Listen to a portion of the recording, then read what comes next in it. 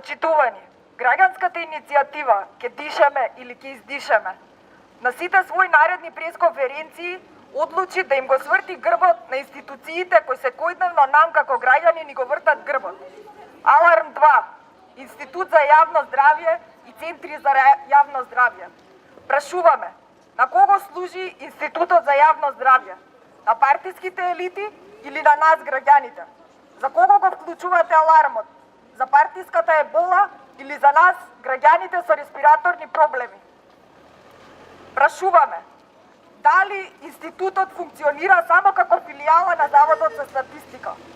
Ке дишиме или ке издишиме?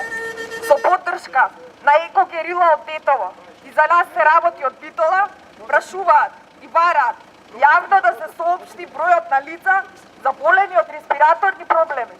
Јавно бараат да се соопшти бројот на лица заболени од канцер по региони Скопје, Тетово и Битола. И на крај, Македонија, 2014 година. 670.086 случаи или 76% од граѓаните заболени од горни респираторни проблеми. Проблеми на горните дишни патишта.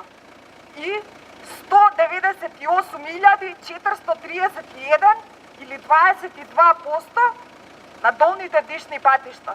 Драги мои, ова е повеќе од 870.000 граѓани заболени од респираторни проблеми. Дали оваа бројка не е доволна за активирање на алармот на Институтот за јавно здравје? Почитувани, го означуваме стартот. Скопје, Тетово и Битола започнуваат со организирање на протести и почнуваме со протест под називот Марш за животот. Ке дишеме или ке издишеме?